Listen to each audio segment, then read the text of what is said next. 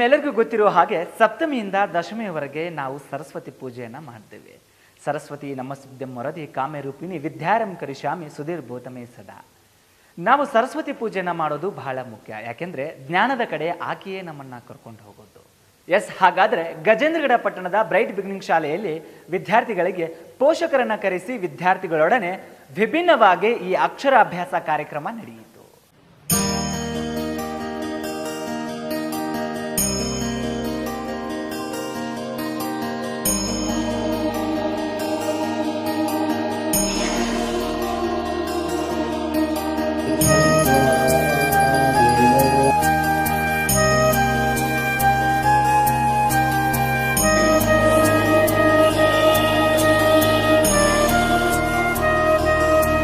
ಗಜೇಂದ್ರಗಡ ನಗರ ಸಮೀಪದ bright beginning ಆಂಗ್ಲ ಮಾಧ್ಯಮ ಶಾಲೆಯಲ್ಲಿ ಗುರುವಾರ ಶಾಲೆಯ ನರ್ಸರಿ LKG UKG ಮಕ್ಕಳಿಗೆ ಅಕ್ಷರಾಭ್ಯಾಸ ಕಾರ್ಯಕ್ರಮ ನಡೆಯಿತು. ಕಾರ್ಯಕ್ರಮದಲ್ಲಿ ಮಕ್ಕಳಿಗೆ ಅಕ್ಷರಾಭ್ಯಾಸವನ್ನು ಶ್ರೀ ವಿಷ್ಣು ತೀರ್ಥ ಪುರೋಹಿತರು ಹಾಗೂ ಬದ್ರಿನಾರಾಯಣಾಚಾರ್ಯ ಜೋಶಿ ನೆರವೇರಿಸಿದರು.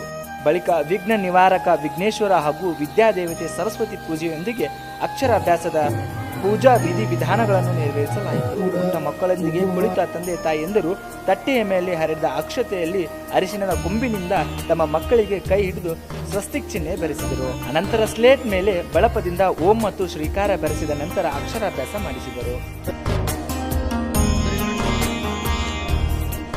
ಇನ್ನೋರ್ವ ಪತ್ರಕರ್ತರು, ಡಾನ್ಸ್ ಕೊರಿಯೋಗ್ರಾಫರ್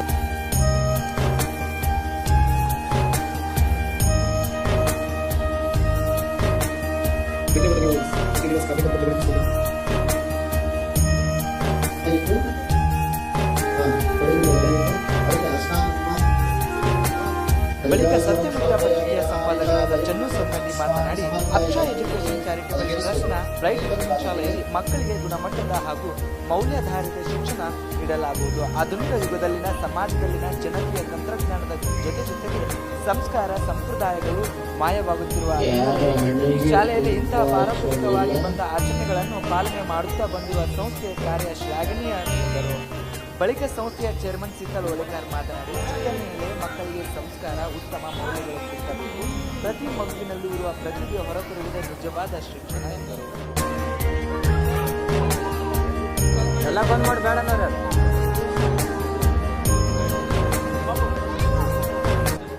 ಕಾರ್ಯಕ್ರಮದಲ್ಲಿ ಸಮಾಜ ಸೇವಕರಾದ ಶಾಲೆಯ ಮುಖರ್, ಉಷಾ ತಳ್ವಾರ್, ರೂಪಾ ಗೋಗಳೆ, ಆಸ್ಮಾನ್ ಅದಾಮ್, ಸಾವಿತ್ರಿ ಹಾವೇರಿ, ಕಿರಣ್ ನಿಡಗುಂದಿ, ಮುಸ್ತಾಕುರು, ರಬಿ ನಿಡಗುಂದಿ, ಆಕಾಶ್ ತಾಳಿಕೋಟಿ, ಪೃಥ್ವಿ ಗೋಂದಳೆ ಸೇರಿದಂತೆ ಶಾಲೆಯ ಸಿಬ್ಬಂದಿ ವರ್ಗದವರು ಹಾಗೂ ಪಾಲಕರು ಇದ್ದರು.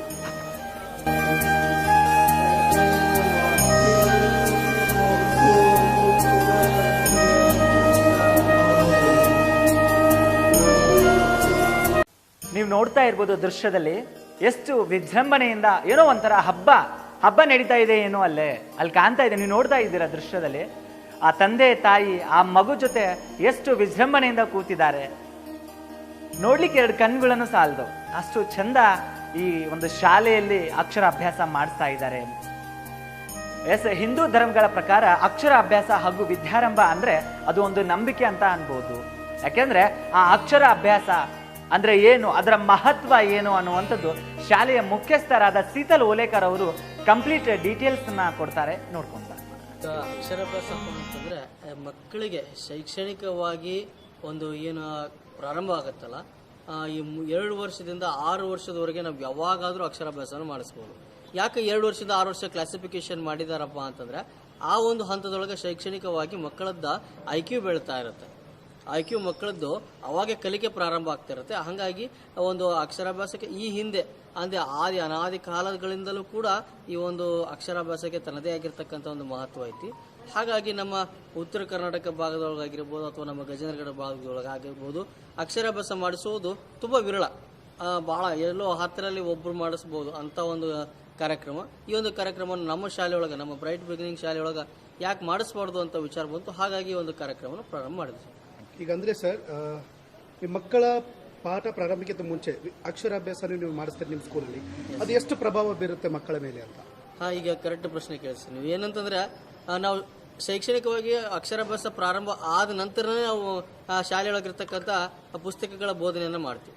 ಯಾಕೆ ನಾವು ಒಂದು ಈ ಶೈಕ್ಷಣಿಕ ಶಾಲೆ ಪ್ರಾರಂಭ ಆದಾಗಿನಿಂದನೂ ಕೂಡ ನಮ್ಮ ಫೌಂಡೇಶನ್ ಡೇ ಅಂತ ಇರುತ್ತೆ. ಆ ಫೌಂಡೇಶನ್ ಡೇ ಆದ ನಂತರ ನಾವು ಅಕ್ಷರಾಭ್ಯಾಸ ಮಾಡಿಸಿ ನಂತರ ಸಿಲೆಬಸ್ಸನ್ನು ಯಾಕೆ ಮಾಡ್ತೀವಿ ಅಂತಂದರೆ ನಮಗೆ ಮಕ್ಕಳು ಅಡ್ಜಸ್ಟ್ ಆಗಲಿ. ಈಗ ಹೊಸ ಮಕ್ಕಳು, ಸಣ್ಣ ಮಕ್ಕಳು ಇರ್ತವೆ, ಅವು ಮಕ್ಕಳು ಅಳ್ಕೊಂತ ಬರ್ತಿರ್ತಾವೆ ಅಥವಾ ಶಾಲೆ ಅಂತಲೇ ಗೊತ್ತಿರಂಗಿಲ್ಲ, ಕಾನ್ಸೆಪ್ಟ್ ಗೊತ್ತಿರಂಗಿಲ್ಲ, ಮನೆ ವಾತಾವರಣ ಥರ ಇರ್ತವೆ. ಅವೆಲ್ಲ ಅಡ್ಜಸ್ಟ್ಮೆಂಟ್ ಆಗೋಕೆ ಸ್ವಲ್ಪ ಟೈಮ್ ತೊಗೊಳುತ್ತೆ. ಹಾಗಾಗಿ ನಾವು ಫೌಂಡೇಶನ್ ಡೇ ದಿವಸ ನಾವು ಅಕ್ಷರಾಭ್ಯಾಸನ ಮಾಡಿಸಿ ಅದರ ನಂತರ ನಾವು ಸಿಲೆಬಸ್ಗಳನ್ನು ಪಾಠ ಬೋಧನೆಯನ್ನು ಮಾಡ್ತೀವಿ ಸರ್. ಅಕ್ಷರಾಭ್ಯಾಸದ ಈ ಒಂದು ಕಾರ್ಯಕ್ರಮಕ್ಕೆ ಪಾಲಕರ ಏನು ಪಾತ್ರ ಎಷ್ಟು ನಿರ್ವಹಿಸುತ್ತೆ ಅಂತ? ಖಂಡಿತ ಸರ್, ಪಾಲಕರ ಪಾತ್ರ ಎಷ್ಟು ಮುಖ್ಯಪ್ಪ ಅಂತಂದ್ರೆ ಒಂದೇ ನಾಣ್ಯದ ಎರಡು ಮುಖ ಇದ್ದಂಗೆ. ಒಂದು ಶಾಲೆ ಮತ್ತು ಪಾಲಕರು ಇವೆರಡು ಒಂದೇ ನಾಣ್ಯದ ಎರಡು ಮುಖ ಇದ್ದಾಗೆ ಈ ಒಂದು ಪಾಲಕರು ಕೂಡ ಈ ಒಂದು ಕಾರ್ಯಕ್ರಮಕ್ಕೆ ಅತ್ಯಂತವಾಗಿ ನಮ್ಮ ಕಳೆದ ಬಾರಿಗಿಂತ ಈ ಬಾರಿ ಮಾತ್ರ ಅತಿ ಹೆಚ್ಚಿನ ಸಂಖ್ಯೆಯೊಳಗೆ ನಮ್ಮ ಪಾಲಕರು ಈ ಒಂದು ಅಕ್ಷರಾಭ್ಯಾಸದ ಬಗ್ಗೆ ಒಂದು ಅರಿವನ್ನು ಇಟ್ಟುಕೊಂಡು ಅನೇಕ ರೀತಿಯಾಗಿರ್ತಕ್ಕಂಥ ಪಾಲಕರು ಬಂದಿದ್ದಾರೆ. ಅವರೆಲ್ಲರಿಗೂ ಕೂಡ ನಾನು ಈ ಮೂಲಕ ವಂದನೆಗಳನ್ನು ಸಲ್ಲಿಸ್ತೀನಿ. ಶಾಲೆಯಲ್ಲಿ ನಡೀತಿರ್ತಕ್ಕಂಥ ಶೈಕ್ಷಣಿಕ ವರ್ಷದಲ್ಲಿ ಇರ್ತಕ್ಕಂಥ ಎಲ್ಲ ಚಟುವಟಿಕೆಗಳಿಗೆ ಇದೇ ರೀತಿ ಏನು ಅಕ್ಷರಾಭ್ಯಾಸಕ್ಕೆ ಪಾಲಕರೆಲ್ಲ ಬಂದಿದ್ರು ಅದೇ ರೀತಿಯೊಳಗೆ ಮುಂದಿನ ದಿನಗಳಲ್ಲಿ ಕೂಡ ಎಲ್ಲ ಪಾಲಕರು ಬರಲಿ ಅಂತ ಹೇಳಿ ಈ ಮೂಲಕ ವಿನಂತಿ ಮಾಡ್ತೀನಿ ಸರ್. ಧನ್ಯವಾದಗಳು ಸರ್. Thank you sir.